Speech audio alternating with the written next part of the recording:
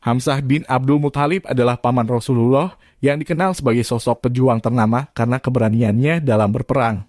Ia merupakan penunggang kuda tersohor pada Perang Uhud dan Perang Badar.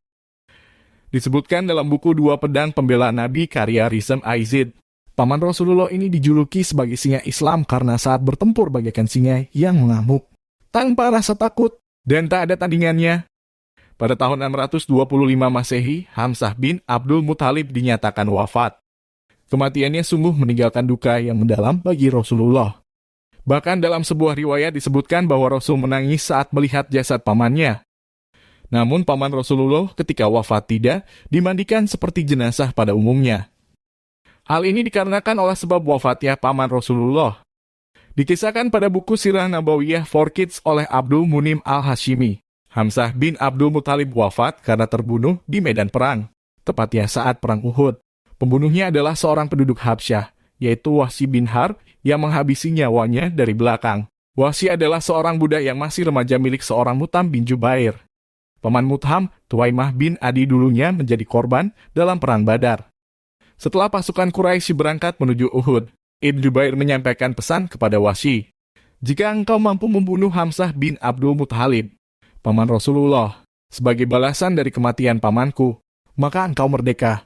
Akhirnya Wahsy keluar bersama rombongan pasukan Quraisy yang memiliki kemampuan dalam melempar bayonet atau belati layaknya pelempar Habsyah yang handal.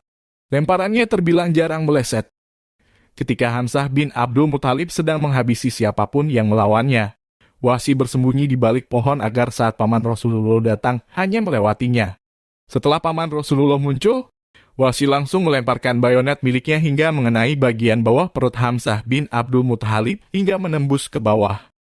Hamzah bin Abdul Muthalib pun langsung tersungkur tak berdaya. Setelah dirinya dinyatakan benar-benar tewas di medan perang, Wahsy kembali mengambil senjatanya kemudian kembali bergabung dengan pasukan perang lainnya. Sementara itu dada Hamzah bin Abdul Muthalib dicabik-cabik dan hatinya diambil bahkan dikunyah mentah oleh Hindun binti Utbah. Meski sebab wafatnya terdengar begitu mengerikan, Hamzah bin Abdul Muthalib menerima balasan surga dan hidup bahagia bersama syuhada lainnya yang meninggal. Paman Rasulullah ketika wafat tidak dimandikan, hal ini disebabkan oleh beliau meninggal saat berperang di jalan Allah. Hamzah bin Abdul Muthalib wafat dalam Perang Uhud sehingga dirinya dinyatakan wafat sebagai syuhada yang syahid di jalan Allah. Setelah Perang Uhud usai, Rasulullah bersama kaum muslimin lainnya mengumpulkan jenazah para syuhada yang berjumlah sekitar 70 orang untuk didoakan dan sholatkan. Paman Rasulullah sebagai seorang syahid, jasadnya didoakan terlebih dahulu kemudian disusul lainnya. Setelah didoakan, jenazah Hamzah bin Abdul Muthalib tidak dimandikan dan tidak dipindahkan melainkan langsung dikuburkan di tempat tersebut. Dari kisah wafatnya paman Rasulullah, dalam hukum Islam telah ditetapkan bahwa tidak semua jenazah wajib dimandikan. Ada beberapa syarat jenazah yang tidak wajib dimandikan, bahkan dianjurkan untuk langsung dikubur dalam kondisi apapun. Mengutip dari buku Panduan Muslim Kafah Sehari-hari dari Kandungan hingga Kematian Karyamu, Hambali, berikut ini adalah syarat jenazah yang tidak wajib dimandikan. 1. Orang yang mati syahid karena perang di jalan Allah, meskipun dalam kondisi junub. 2. Orang yang mati saat ihram dan kain kafannya adalah baju ihramnya. 3. Bayi yang baru lahir dan belum mengeluarkan suara.